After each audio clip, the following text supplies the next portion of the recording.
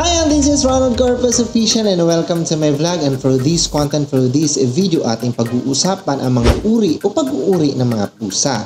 So, ang lalim ng Tagalog. So, let me simplify. So, let's talk about the species and the classifications of cats. Ang domestic cat ay may pang-agham na pangalan o scientific name na Felis catus, ay isang maliit na carnivorous mammal na kabilang sa pamilya Felidae. Narito ang detalyadong pag-uuri, kaharian, animalia, phylum, chordata, klase, mammalia, order, carnivora, pamilya, Felidae, genus, Felis, species, Felis catus. Ang mga pusa ay kabilang sa pamilyang Felidae na kinabibilangan din ng mga iba pang wild cats tulad ng mga leon, tigre at leopard.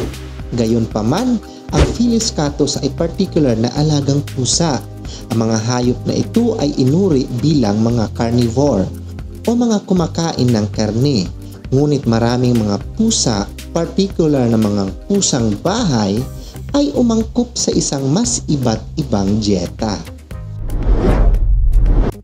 Ang terminong pusa ay karaniwang tumutukoy sa mga domesticated species. Ngunit ang ligaw na kamag-anak na domestic cats ay kinabibilangan ng iba't ibang species ng Felis genus tulad ng European wild cat o Felis sylvestris na siyang ninuno ng domestic cat. Ang Felidae ay ang biological na pamilya na kinabibilangan ng lahat ng uri ng pusa, parihong maliit at malaki. Ang pamilyang ito ay nahahati sa dalawang pangunahing subfamily.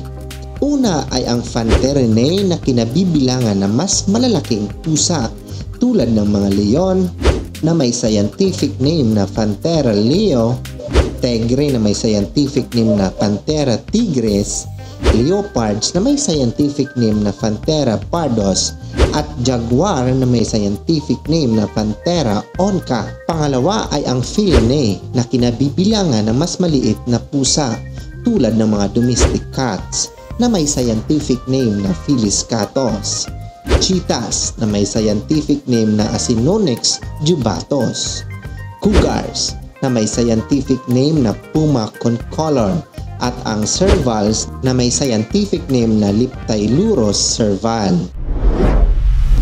Ang Felidae ay isang hindi kapanipaniwalang magkakaibang at kamanghamanghang pamilya na may malawak na hanay ng mga species na inaangkop sa iba't ibang kapaligiran, mula sa mga gubat ng Timog Silangang Asya hanggang sa mga savanna ng Africa at ang mga domestic na kapaligiran ng mga sambahayan sa buong mundo. So ngayon, alam nyo na. So sana meron kayo natutunan for this content, for this video na kung saan ating pinag-uusapan ang mga uri at pag-uuri ng mga pusa.